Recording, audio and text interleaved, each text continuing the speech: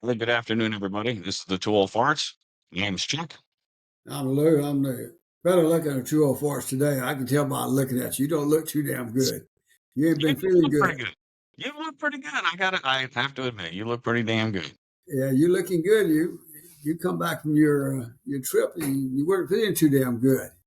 No, believe it or not, the day I got back home, told my wife, I said, I'm not feeling too good. She said, you need to get tested for COVID. I mean, sure. I mean, we no sooner stuck that little swab in the thing, and next thing you know, them lines were filling across. It's like, yeah, fast. Didn't have to wait for nothing. But It started like the day before I got ready to fly. And, I just wasn't feeling too good. It felt like sinuses, sinus pressure, some throat, pressure behind the eyes. I thought it was allergies. And I brought my allergy pills with me. And it felt kind of the same, but it had kind of turned into a cough on Friday. Tell you what, man, Friday night, Saturday morning, I thought I was going to die. Oh, man.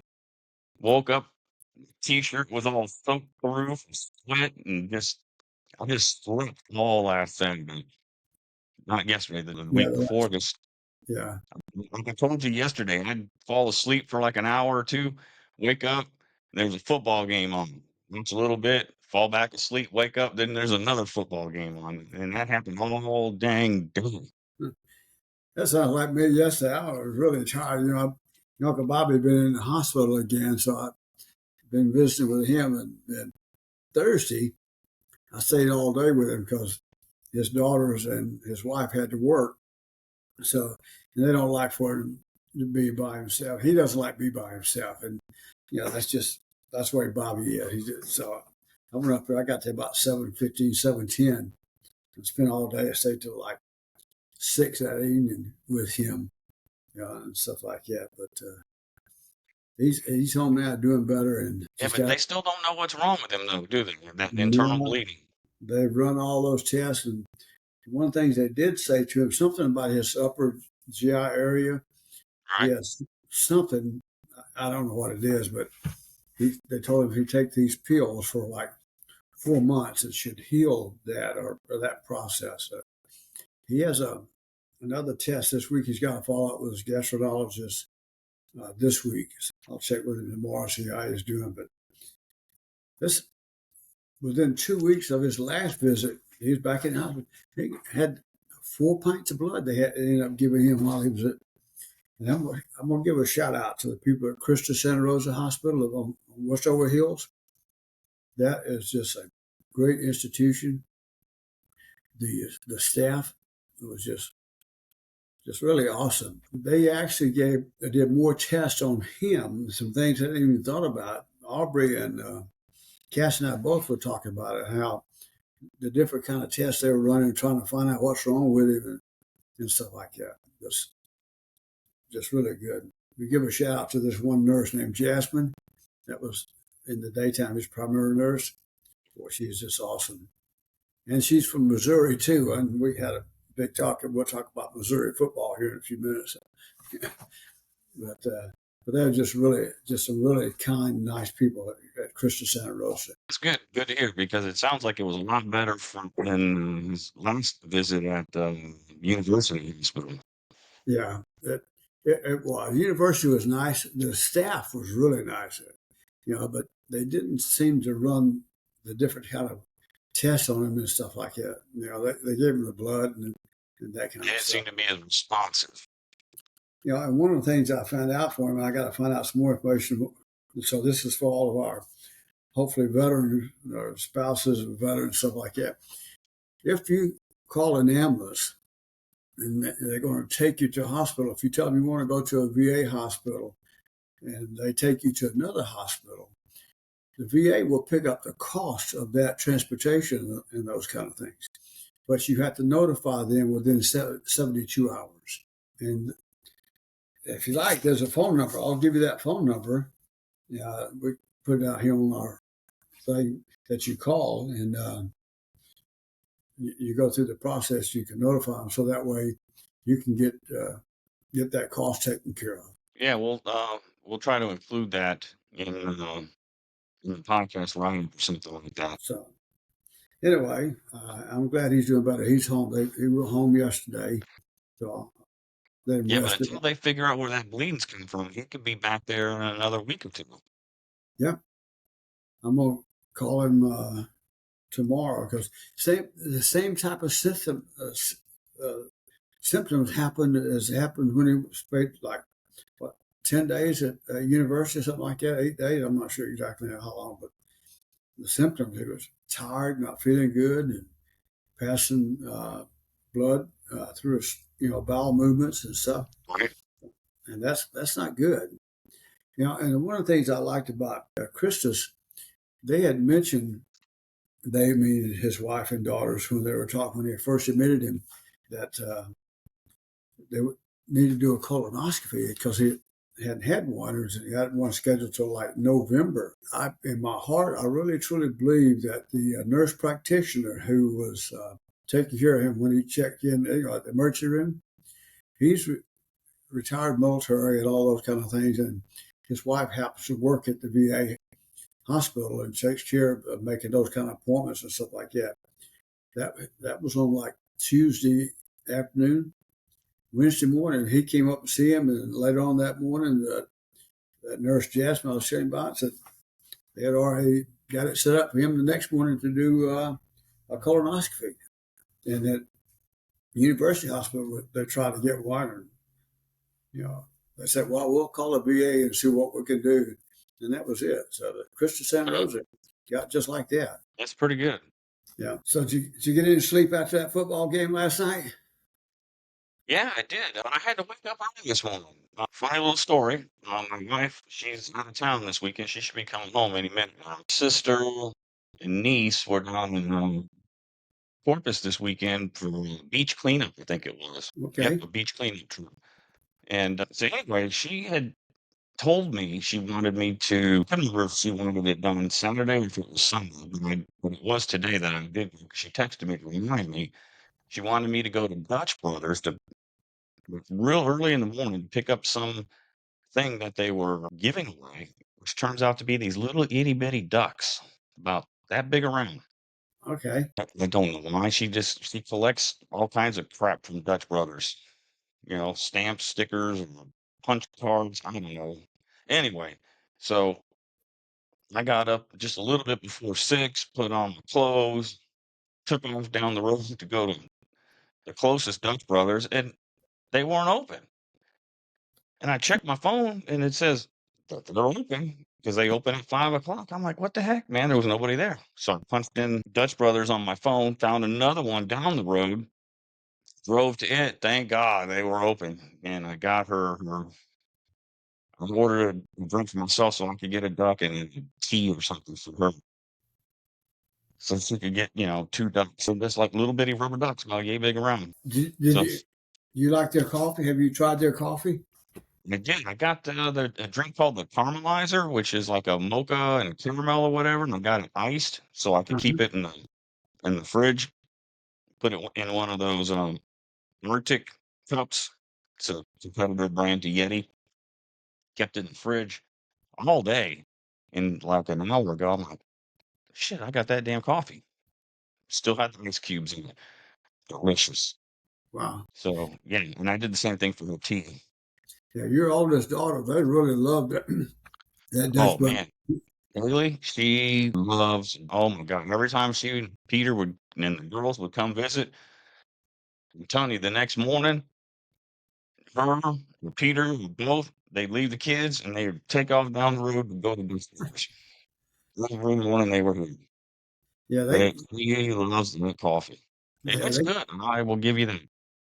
they got a new one over here on 1604, just off of Right there in by Lake. Stanford. Yeah, many days I got to go in and try. Of course, you know me, just drink my coffee black, put a little honey in it, a little sugar, something like that. So You know what? You got to go Gucci. Get you some Gucci ass coffee and enjoy it. But I think they do sell black coffee. I Let me look at their menu real quick. Let me pull up Dutch Brothers. okay. Coffee classics. Let's see what we got. Lattes, mochas, cookie butter latte. Well, you might like a cold brew. And then they've got the Americano, which is just, coffee. Yeah. Says I'm, our Americano features hand pulled espresso shots of their Dutch Brothers Private Reserve coffee blend with a bold, nutty, and mild cocoa notes combined with water. If you're looking for a mellow cup of coffee that's going to deliver all the energy you need, look no further than the Americano. You can get it hot or iced. if I'm going to drink iced coffee, I'm always just get a cup of water and drink it. I used to think the same way, and I still prefer my coffee hot. But you know what? Sometimes I want it iced, Boy, and they are delicious. you won't You know like, what? but she likes that latte stuff too. You know what? I'm gonna take your ass to Dutch Brothers, and we're gonna get some iced coffees. All right. And We'll go. you're gonna like it. I don't have a choice, huh? I'm going to like it. You're gonna like it. Oh, and speaking of fruits, I think it was last Saturday, Garrison Brothers released their cowboy burger, and man, people were posting like videos for them to how far away they were to wait. Wow. Yeah, that cowboy bourbon, that stuff's strong. It's like 120, 130 proof. It is. It is. Oh, wow. It's powerful bourbon. But at any rate, you remember when we got there, and we Yeah, were probably what, 20 trucks back, yeah, we're and going to have to make, we're going you to were make like, a man, trip. we're pretty far back, and I'm like, Dad, we no sooner stopped the truck, and two people had already come in right behind us. You remember? Yeah. We've got to make a trip up there one of these days. Yeah, the weather's starting to cool off. We should take another trip up there. Yeah. Well, let me give you a little bit of history. September 29th, 1951. Do you know what That's happened on today. that day? One, is it Yeah. something with the Korean War? Nope. It has to do with Uh, sports. sports. The first sporting event televised coast to coast was a football game. Duke and the University of Pittsburgh, 29th of September 1951. Was a long time ago. Yeah, it was That's what. 73 years ago. Yeah. That was a long time ago. You have football and stuff like that. You think, well, that just happened. But no, this stuff happened a long time ago. And this morning, I was at HEB. I think it was HEB I was at. Met this young man.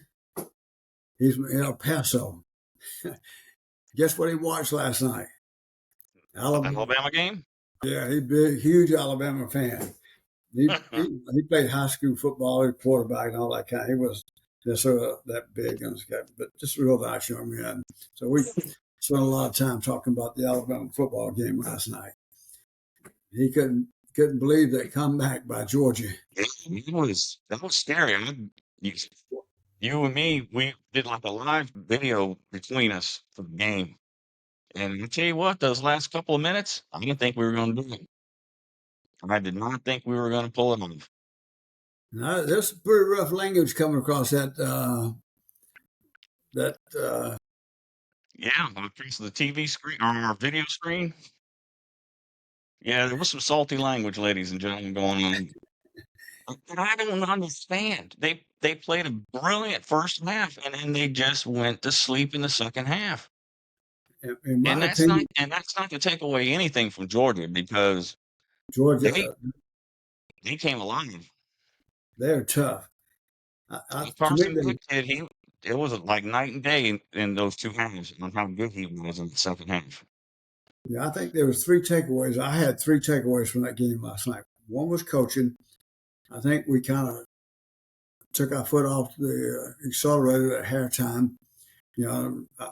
Change things up around a little bit, get a little too, maybe a little bit too conservative.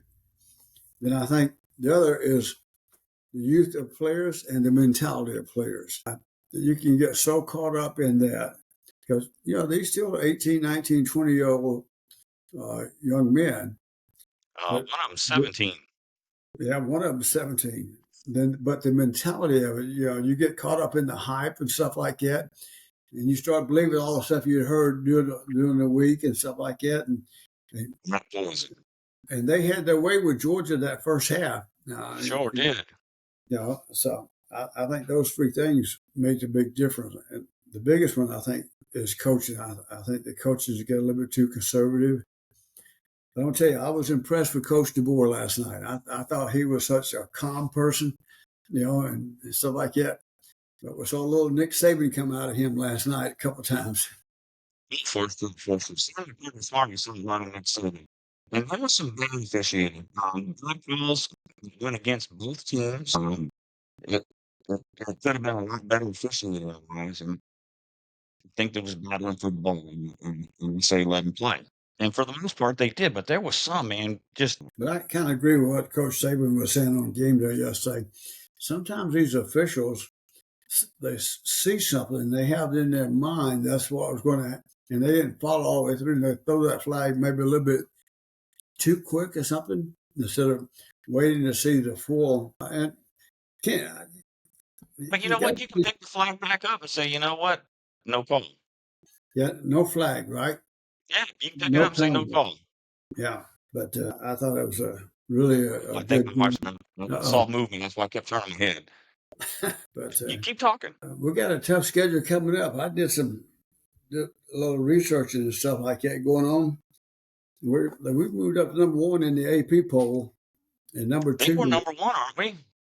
we're number one. I don't think. I don't think we should have moved up to number one, in my opinion. I think we should have moved up to number two. I think Texas should stay where they were at. Then again, I didn't think Georgia deserved to fall from number one when They moved, Texas replaced them 2 weeks ago, in my opinion. yeah, Just because of Kentucky played them close, and because now maybe Kentucky is better than what we thought they were based on them beating Miss yesterday. So maybe I think Kentucky's a lot better a team than we give them credit for. I think they're the real deal this year. Watching them play Georgia and how they played Georgia, and yesterday they beat Ole Miss yesterday. Tennessee moved up, and that's to me that's the game that scares me the most. I, I've told Brenda since the first 2 weeks that I've watched Tennessee play this year. They're the team to beat right now because that's a team that I personally think can beat Georgia. You They're know, very good up in Tennessee. we got a tough schedule. We got Vanderbilt next week. Vanderbilt is 2-2, 2-2. so they're not So bad. Then we got to play South Carolina, and South Carolina is 3-1. South Carolina could be a trap game. Yeah. Then we got Tennessee. They're number 4. They're 4-0. Then we got Missouri.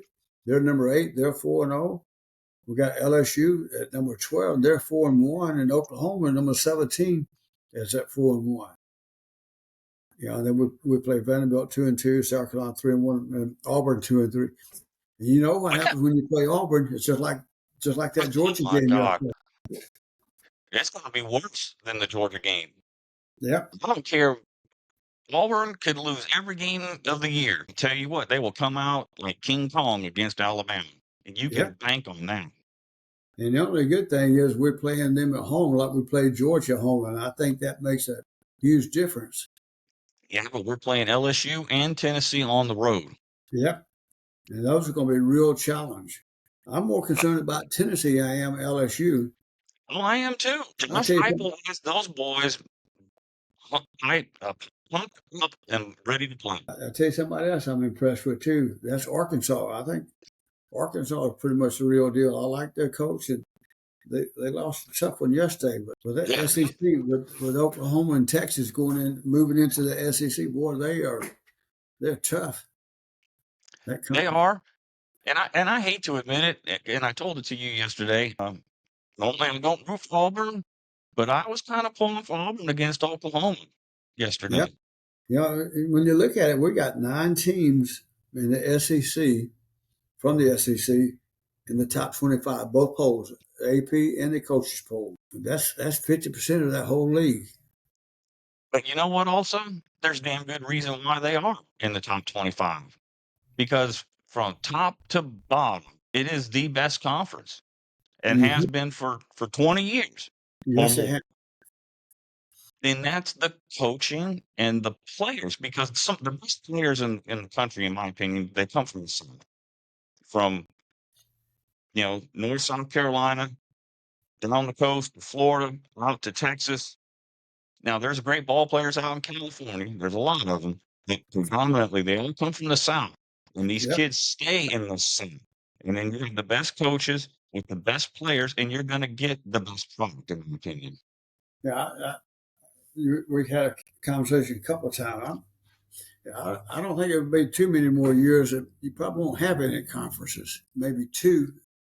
You Yeah, know, just like this week, there's a lot of talk about trying to get UTSA and Texas State to change it. What, go to the Pac-12? I think it was Pac-12. They're talking about yeah, they're one. trying to revive the Pac-12 to keep it Yeah, alive yeah, because I think it's what Oregon State and Washington State were the only two teams left standing that were trying to keep the conference going. And maybe you grab a couple of Mountain West teams like Boise and maybe San Jose State or something like that, UTSA, Texas State. Peel off Oklahoma State, no, State, Oregon State, Washington State. And I think you might have a pretty decent conference. yeah. UTSA. They were trying to get UT. I think it was into the Pac-12, but they declined. They go say where they at. I'm gonna tell you, I was surprised and shocked at Texas State this weekend. And the way they've been looking, they come back and lost that ball game. They're what, 2-3 this Texas year? State, no, they've lost two. They're 2-2, and UTSA is 2-3. So, but Texas State did kind of what we did yesterday. They had a good lead at halftime, and all of a sudden they came back and actually ended up beating them. Losing to was it Sam Houston State? Yeah, Sam Houston State, yeah, they were up 22-0 in the first quarter, and then yeah. next thing you know, they lost it in the final minute. And that goes back to what I was saying. I think the players, the youth and the mentality of the players, I think that's something gets into it. They're thinking, well, we got this one, and the other team don't believe that yet. So, and then, of course, Sam Houston State, I don't think they've lost but one game this year. I'm not sure. I don't remember their record now. Yeah, I think they'd only lost one. So that Pac-12 conversation, I just pulled it up on USA Today that the news leaked yesterday that they had extended invitations to four Mountain West schools: San Diego State, Boise State, Colorado State, and Fresno State.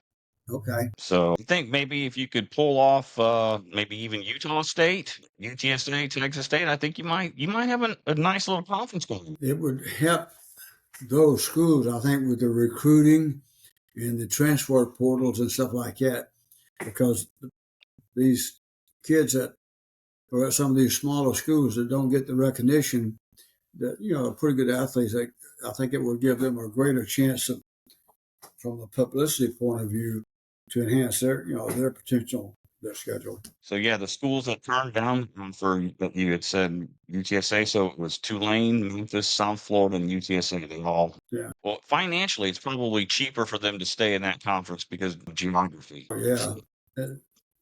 Cost wise, and everything. So we'll see. I just agree with Coach Saban a little bit on what he was saying about this transfer portal. I like the transfer portal, but I think we need somebody to control all that stuff. And he did that when they asked him to be in charge of that. I remember exactly that whole conversation around.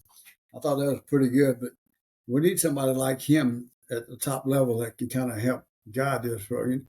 Well, he was saying we need a federal program, right? But was it about the portal or was it about Yeah, NIL. because what prompted that whole thing was that the quarterback out of UNLV, he was supposedly promised some NIL money, and then they didn't deliver.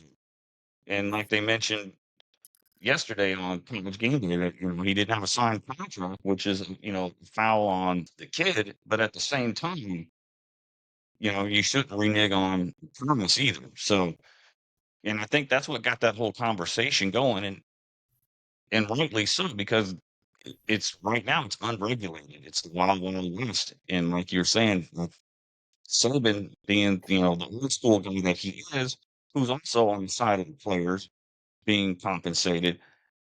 there needs to be a structure program in place. See, I think NIL too is really a big factor in the transfer portal process. A lot of those kids will move because of the money that they think they're going to get and stuff like that. So that's a lot to be thinking about. And the one point that he made that I never really thought about is from the education point of view.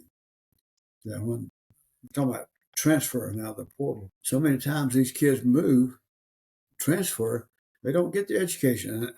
And basically, that's what you're going to school for. One is the education, second is a career, right? Because that's what it is now. It's more about a job and a career. Saban was at the university. He graduated more players than any other school out there. Yep. Consistently, they graduated more players because he is the individual, like you just said. He cares about these young men. Yeah, and he had quite a few that actually came back after going into the NFL and finishing up their degrees and stuff. So that impact. And the other thing he does, I'm really proud of, is how much money he donates to charities and stuff like that. And how many of his players that actually do that. I didn't know that yesterday when he was talking about it. A large number of his employees are involved with charities that they've actually started or participate with to help people. And that's really what it's all about, besides you making some money. So, You know anyway, what? Look at that time. yeah, I see it. But you and Carolyn are going to be sending me a text message or an email. You got to watch your time. You're going over. Yeah. So we're going to send a shout out to you, Aunt Carol, and say hello to her. And glad everything, all your nieces and your aunts in that area come out pretty good with this hurricane just went through that area. They got an awful lot of rain, but fortunately no damage or anything like that. So we'll keep our prayers for all those people who did sustain and suffer death and damages in that Yeah, that hurricane. was It's pretty hot. bad. All right. All righty, old fart. We'll see you down the road. Till We got next week. we got a concert coming up here pretty soon. Go see Clint Black. Yeah, we do. It's been a while. Yeah, and 2 more. Yeah, we got another important date coming up next week. Yes, we do. Yeah, 59 years. 59 years. She kept me around. I guess I've been half-assed pretty good. That's better than a whole life. All right. We'll see you. All right, love you, Dad. Well, take care, Love you. everybody. Have a good one. All right.